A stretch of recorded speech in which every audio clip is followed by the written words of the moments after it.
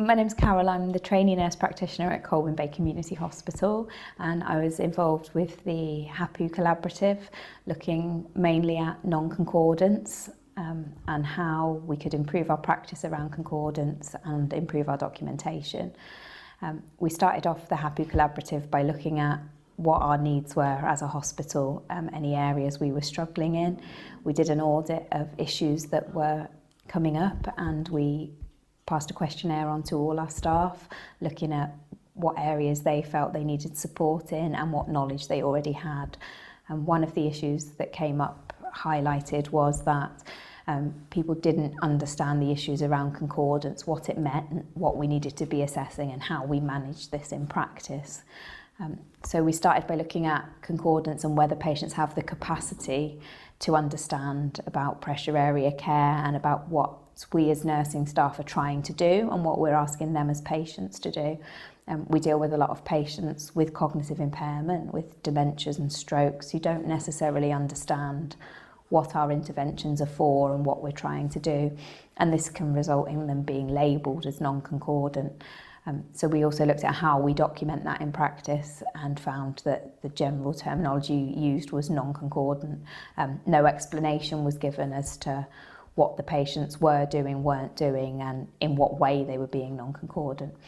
So we then organised some in-house training around pressure area care in general. So we looked at things like grading pressure sores, how we document what we find, how we share the information, and then focused more on the issue of non-concordance, assessment of capacity.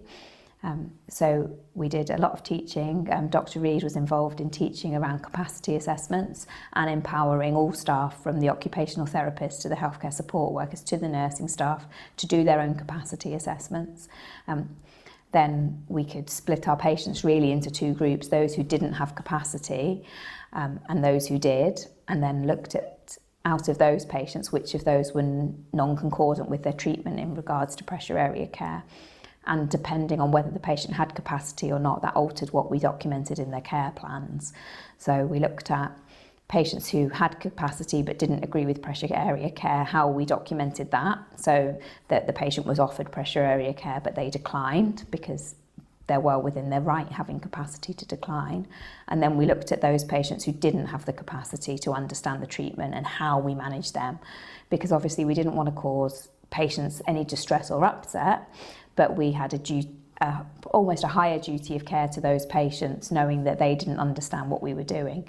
So we looked at what they would accept in relation to pressure area care, whether walking away and returning shortly afterwards was a good option, which with a lot of our dementia patients is something that they say no to 1 minute. You go back 10 minutes later and they might agree to.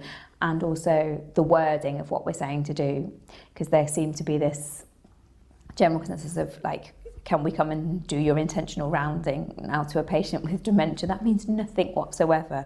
Whereas, can we get up and go for a walk? Or would you like to have a rest on the bed is a very different concept to them. So we then looked at individualising our pressure area care plans, commenting on whether the patient had capacity or not, and recording ways that we could make them do what we were wanting them to do. So the terminology that a patient responded well to, whether the patient would prefer to move from the day room to their bedside, whether they'd like to have a rest on the bed in the afternoon, was all documented within the care plan.